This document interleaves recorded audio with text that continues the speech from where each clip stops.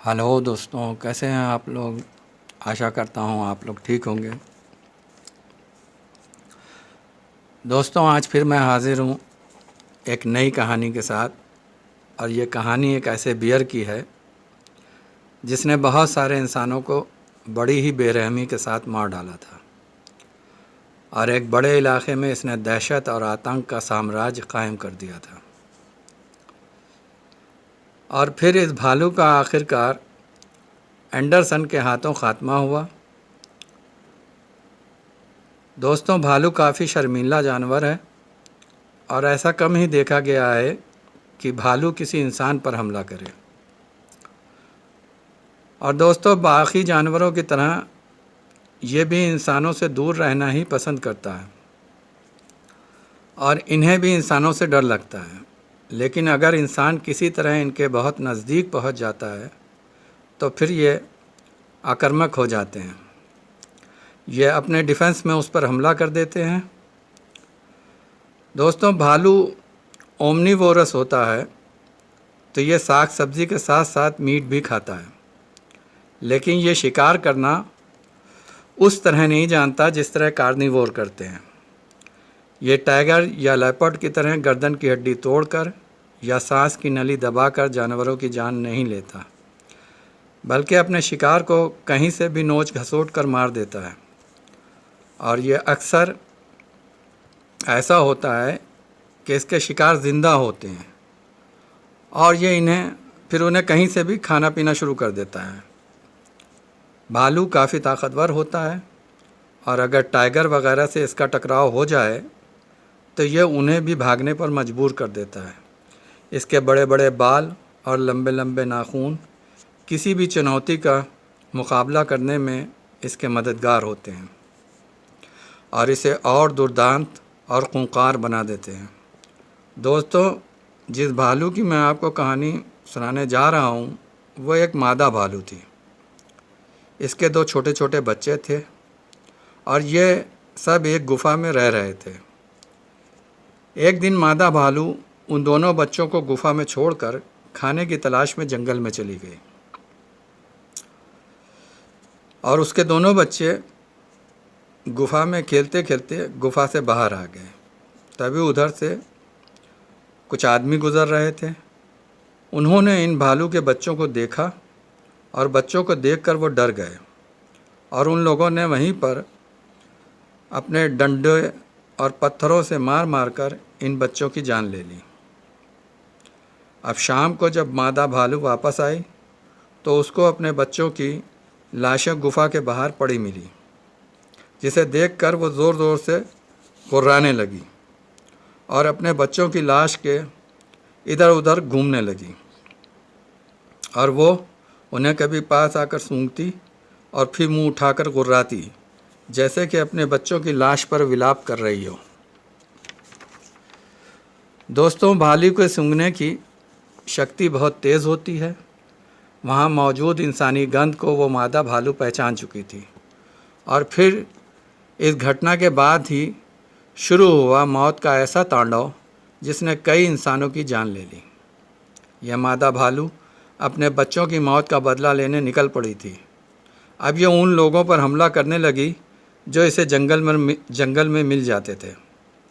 यह उन्हें बुरी तरह नोच घसोट कर मार देती, लेकिन फिर समय के साथ साथ इसकी हिम्मत बढ़ती गई और यह गांवों तक जा पहुंची। ये जंगल के आसपास बसे हुए गांवों और खेतों में काम कर रहे किसानों को भी अपना शिकार बनाने लगी थी। वहाँ के लोग ज़्यादातर मूंगफली की खेती करते थे और दोस्तों, भालू मूंगफली बहुत चाव से खाते हैं। तो जब भी ये मादा भालू मूंगफली खाने खेतों पर जाती तो इसे वहाँ काम करते हुए लोग मिल जाते थे और फिर वो इसके हमले का शिकार हो जाते थे और इसी तरह इसने काफ़ी सारे लोगों को मार दिया था और कई दर्जन लोगों को बुरी तरह से घायल कर दिया था।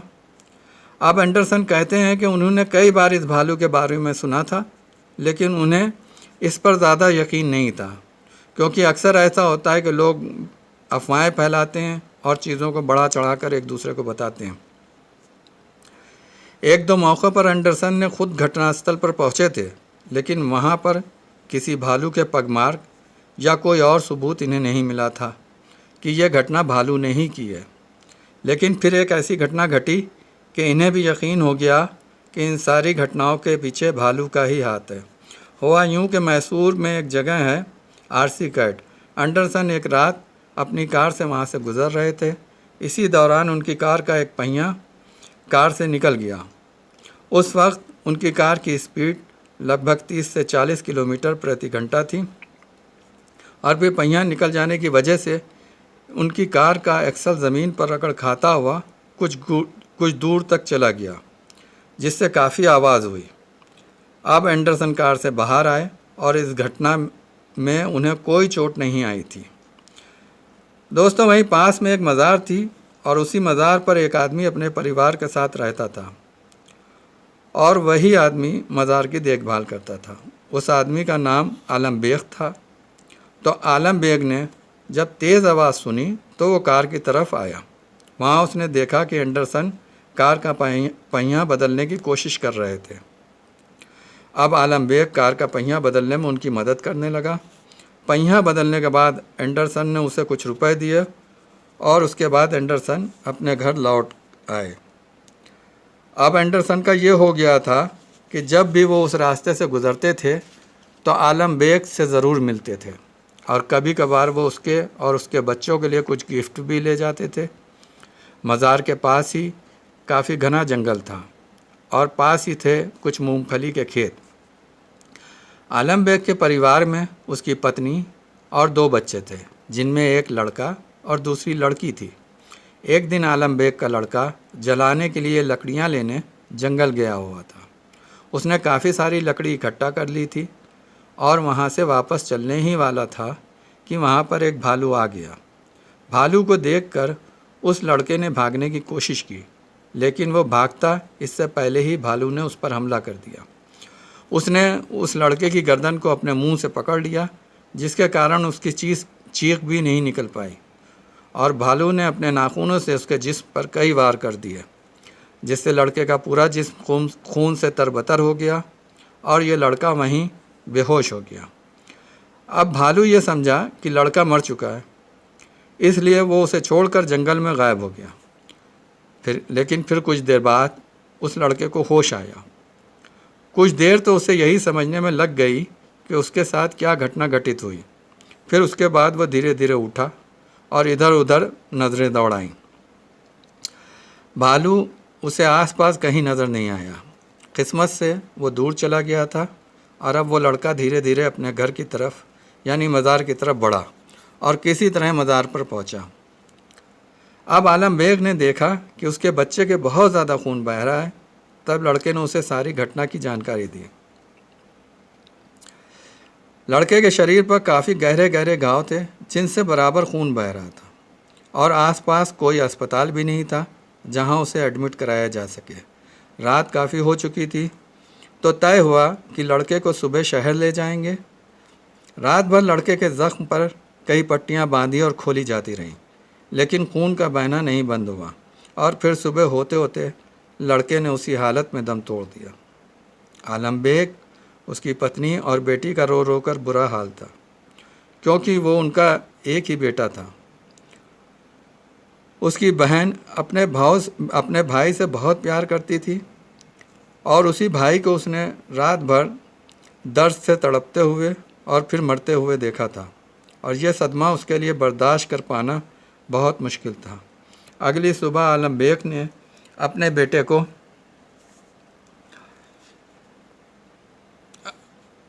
अपने रीति रिवाजों के साथ दफना दिया। उसका दिल कर रहा था कि वो बेंगलोर जाकर एंडरसन को अपने साथ ले आए, मगर ऐसे वक्त में अपनी पत्नी और बेटी को वह अकेला नहीं छोड़ना चाह रहा था। उसने एंडरसन को एक पोस्ट कार्ड लिखा, जिस पर उसने जो हुआ था वो लिख दिया।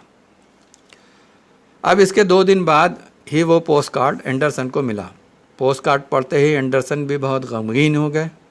अभी 1 महीना पहले ही एंडरसन उस लड़के से मिले थे और अब लड़का इस दुनिया में नहीं था। अब एंडरसन ने उस भालू को मारने का इरादा कर लिया था। उन्हीं ने कुछ सामान लिया और अपनी राइफ़ल लेकर कार से आलम बेग के पास पहुँचे। एंडरसन ने सोचा था कि भालू को मारने में बस 1-2 दिन का समय ही उन्हें लगेगा। अब एंडरसन आलम बेग को साथ लेकर उस जगह पहुँचे जहाँ भालू ने आलम बेग के लड़के पर हमला किया था।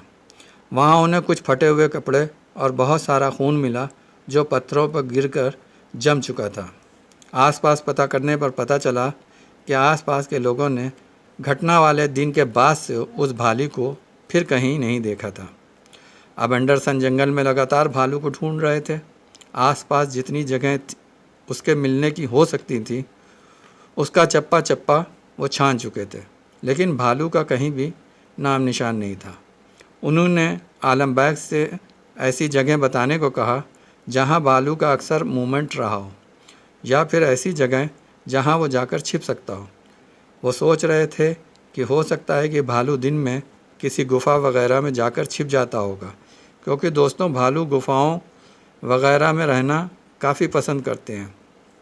अब इसके अगले दिन एंडरसन ऐसी गुफाओं की खोज में निकल पड़े जहां भालू छुपा हो सकता था। उन्होंने बहुत सी गुफाओं को खंगाला, लेकिन उनमें कोई गुफा इतनी बड़ी नहीं थी जिसमें भालू रह सके। अब उन्हें ढूंढते ढूंढते एक ऐसी गुफा दिखाई दी जो काफ़ी गहरी थी और भालू यहाँ हो सकता था।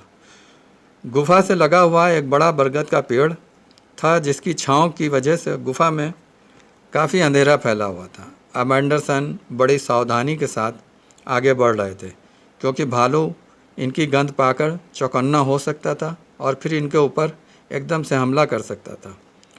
दोस्तों, भालू जब सोता है तो हम जैसे इंसानों की तरह ही कुर्राटों की आवाज़ निकालता है, लेकिन गुफा से ऐसी कोई आवाज़ नहीं आ रही थी।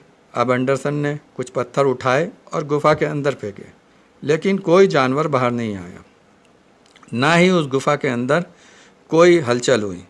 फिर एंडरसन सावधानी के साथ गुफा में अंदर गए, लेकिन वहाँ कोई जानवर नहीं था। एंडरसन काफ़ी निराश थे। उन्हें 3 दिन हो चुके थे और उनके हाथ अभी भी खाली थे। वो जितना संभव था उतना उसे ढूंढ चुके थे।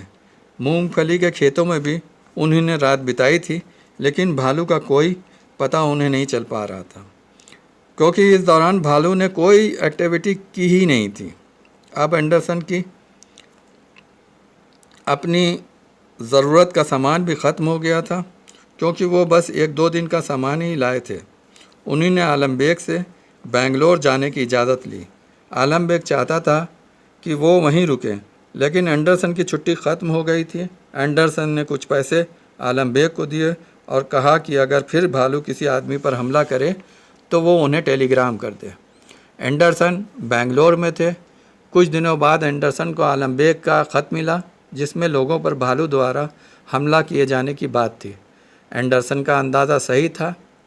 अब आरसीके से दूर एक जगह सकरेपटना नाम की थी जहां पर वो लोगों पर हमला कर रहा था। आलम बेग को इसकी जानकारी थोड़ी देर से हुई थी। भालू ने वहां 3 लोगों की जान ले ली थी और कई सारे लोगों को घायल कर दिया था। एंडरसन अपने काम में काफ़ी बिजी थे, वो फ़ौरन वहां नहीं जा पाए। और फिर उस दिन जिस दिन एंडरसन सकरेपटना के लिए निकलने वाले थे, उन्हें सकरेपटना के डीएफओ का पत्र मिला। पत्र में उस भालू को मारने के लिए उनसे मदद मांगी गई थी। एंडरसन अगले दिन सकरेपटना पहुंच गए।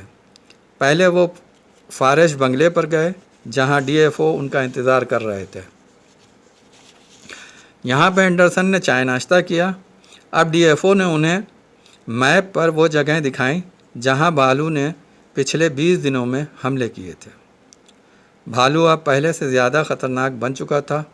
लोगों ने अब जंगलों में आना जाना भी लगभग बंद कर दिया था, लेकिन क्योंकि ग्रामीणों की ज़िंदगी का काफ़ी कुछ जंगलों पर निर्भर होती है, इसलिए उन्हें अक्सर जंगलों में जाना ही पड़ता था और फिर इन्हीं लोगों पर भालू हमला कर देता था। अब एंडरसन अकेले ही राइफ़ल लेकर जंगल में निकल पड़े। उन्होंने काफ़ी खोजबीन की, लेकिन भालू का कोई पता नहीं चला। अब दोपहर को एंडरसन वापस बंगले पर आ गए। वो डीएफओ से आगे की रणनीति पर चर्चा कर रहे थे कि तभी एक आदमी हाँफते हुए बंगले पर पहुंचा। उसकी सांसें काफ़ी तेज़ चल रही थीं, जिसकी वजह से वो सही से बोल भी नहीं पा रहा था। वो हाँफते हाँफते बोला, साहब आप मेरे साथ जल्दी चलिए और मेरे भाई को बचा लीजिए, उस पर भालू ने हमला कर दिया है। एंडरसन ने फ़ौरन अपनी राइफ़ल उठाई और कुछ लोगों को अपने साथ लिया और घटनास्थल की तरफ निकल पड़े। आगे आगे वह आदमी रास्ता दिखाता हुआ चल रहा था जिसके भाई पर हमला हुआ था, और साथ में जो और लोग उन्हीं ने लिए थे वो इसलिए थे कि अगर उसका भाई घायल अवस्था में मिल जाए तो वो उसे उठाकर वापस ला सके। उन्हें अभी 5 किलोमीटर और चलना था। जैसे जैसे वह आगे बढ़ते जा रहे थे जंगल काफ़ी घना होता जा रहा था। एंडरसन के साथ के आदमी घने जंगल में जाने से बचना चाहते थे और वो कहने लगे कि अब वो अंदर और नहीं जाना चाहते। तो एंडरसन ने उन सभी लोगों को वापस भेज दिया। अब बस उनके साथ उस आदमी का भाई था। कुछ दूर आगे चलकर जब जंगल और घना हो गया और कटीली झाड़ियों की वजह से आगे बढ़ना और भी मुश्किल हो गया था, और बड़ी बड़ी और लंबी लंबी घास में भालू कहीं भी हो सकता था। फिर उस आदमी के भाई ने भी आगे जाने से मना कर दिया और वापस लौटने से पहले उसने एंडरसन को हाथ के इशारे से घटनास्थल की दिशा बताई।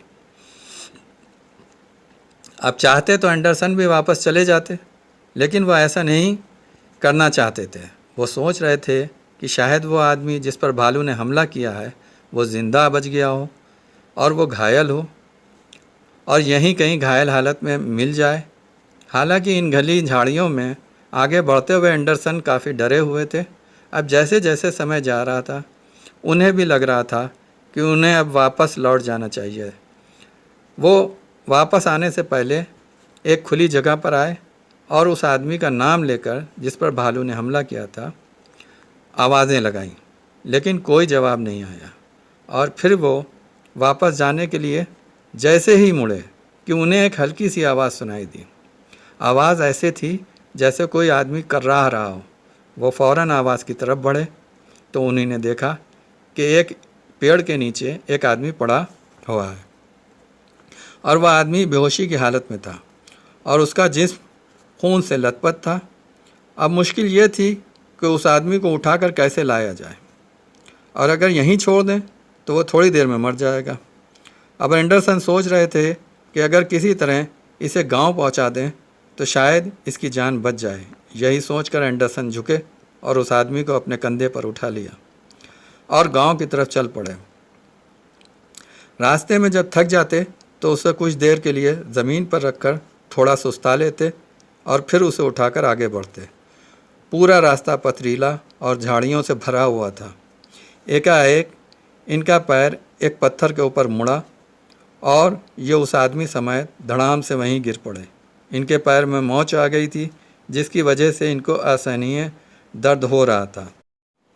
वो उठने की कोशिश कर रहे थे लेकिन दर्द की वजह से वो उठ नहीं पा रहे थे। चलना तो दूर, अब इनसे सही से हिला भी नहीं जा रहा था और इनके पास ही पड़ा हुआ वो आदमी कर्रा रहा था। एंडरसन की राइफल पास में पड़ी थी। उन्होंने घसीट कर उसे उठाया और वहीं लेटे लेटे मदद के लिए पुकारने लगे, लेकिन आवाज़ देने का कोई फ़ायदा नहीं हुआ। वहाँ उनकी आवाज़ कोई नहीं सुन रहा था और फिर इसी तरह शाम हो गई। एंडरसन समझ गए कि उन्हें अकेले इस मरते हुए आदमी के साथ रात गुजारनी होगी। उनको प्यास भी बहुत तेज़ लगी थी, लेकिन यहाँ पानी उनको कौन देने वाला था। अब रात होते ही जंगल जाग उठा था। सारे निशाचर एक्टिव हो गए थे। कहीं सियार बोलता तो कहीं डियर अलार्म कॉल दे रहा था। इतने घने जंगल में एंडरसन को नींद भी नहीं आ रही थी और फिर भालू के आने का ख़तरा भी बराबर बना हुआ था। अब इसी तरह पूरी रात बीत गई। वो आदमी भी अब तक मर चुका था। अब सुबह कुछ गांव वाले जंगल में आए तो उन्होंने एंडरसन को एक मरे हुए आदमी के साथ पाया। वह एंडरसन को गांव लाए और डीएफओ को सूचना दी। डीएफओ ने उन्हें अस्पताल में एडमिट कराया।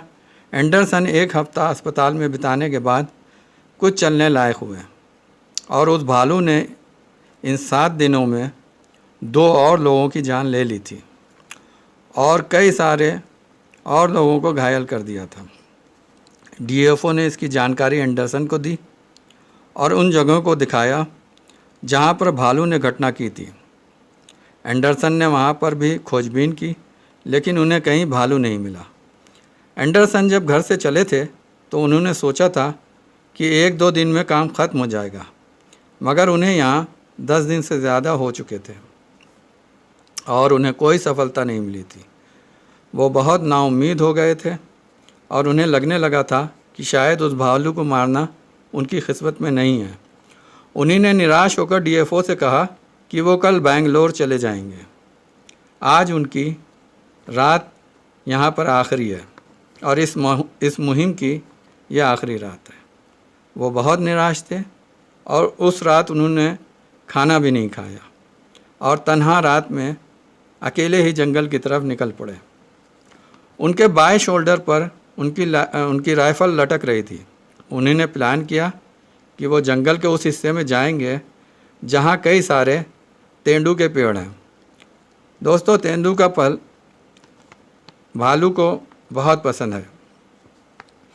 एंडरसन ने सोचा शायद भालू उस तेंदू के फल को खाने के लिए वहाँ आए, और फिर यही सोचते सोचते वो वहाँ पहुँच गए जहाँ तेंदू के पेड़ लगे थे। चांदनी रात थी और चांद तारों की रोशनी चारों तरफ फैली हुई थी और यहाँ रोशनी के लिए टार्च की बिल्कुल ज़रूरत नहीं थी, लेकिन पेड़ों की छाँव में गहरा अंधेरा था। अब एंडरसन एक पेड़ की छाँव में छुपकर बैठ गए और अपनी पीठ को उन्होंने पेड़ के तने से टिका दिया और बारीकी से अपनी आँखों से पूरी जगह का चारों तरफ का स्कैन करने लगे। इनके कान जंगल से आती हर आवाज़ पर लगे हुए थे।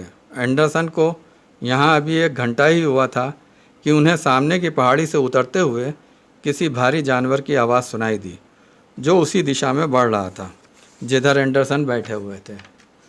अभी वो इनसे थोड़ा दूर था, लेकिन जब वो चलते चलते इनकी राइफ़ल की रेंज में आ गया तो एंडरसन ने धीरे से अपनी राइफ़ल उठाकर अपने कंधे से लगाई और उस जानवर की तरफ राइफ़ल तान दी और जो टार्च राइफ़ल पर लगी हुई थी उसका बटन दबा दिया। अब टार्च की लाइट जानवर पर पड़ी तो एंडरसन ने देखा कि वो वही भालू था। अब जैसे ही टार्च की रोशनी भालू पर पड़ी तो वो भी चौंक गया और उसने अपने पिछले पैरों पर खड़ा हो गया और गुस्से से गुर्राया और फ़ौरन एंडरसन पर इसके बाद झपट पड़ा। अब दोनों के बीच की दूरी तकरीबन 10 फीट होगी। एंडरसन ने भालू की छाती का निशाना लेकर टैगर दबा दिया। गोली लगते ही भालू पीछे की तरफ गिर पड़ा और फिर फ़ौरन उठकर दोबारा एंडरसन पर लपका। एंडरसन ने दूसरी गोली उसके माथे पर फायर की और दूसरी गोली लगते ही भालू वहीं पर लुढ़क गया। उसके सर से खून की धार बह रही थी और फिर कुछ देर तड़प तड़प कर उसका शरीर शांत हो गया। एंडरसन ने कुछ पत्थर उठाए और उसकी तरफ फेंके, लेकिन फिर भी कोई हरकत उसके जिस्म में ना होती देखकर वो समझ गए कि भालू मर चुका है। एंडरसन अब वापस गांव आ गए। गोली के चलने की आवाज़ गांव में भी सुनी गई थी और भालू के मारे जाने की खबर आसपास के इलाके में रात में ही फैल गई थी।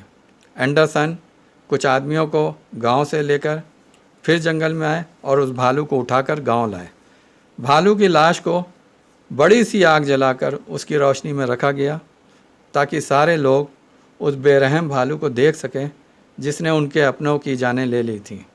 वहाँ पर बहुत सारे लोग ऐसे भी खड़े थे जो उसके हमले में घायल हुए थे और उनकी जान बच गई थी। उनके लिए एंडरसन एक देवता की तरह थे जिन्होंने उन्हें इससे निजात दिलाई थी। तो दोस्तों, ये स्टोरी ख़त्म हुई। आशा करता हूँ कि आप लोगों को पसंद आई हो। अगर पसंद आई हो तो स्टोरी को लाइक करें, शेयर करें और चैनल को सब्सक्राइब कर लें। अगर आप कोई सजेशन हमें देना चाहते हो तो आपका वेलकम है। आप कमेंट बॉक्स में सजेशन दें ताकि आगे की स्टोरियों में मैं उसको इस्तेमाल करूं और स्टोरी को और बेहतर बना सकूं। तो चलिए दोस्तों, फिर मिलते हैं किसी और स्टोरी के साथ। तब तक के लिए आपसे विदा। जय भारत, जय हिंद।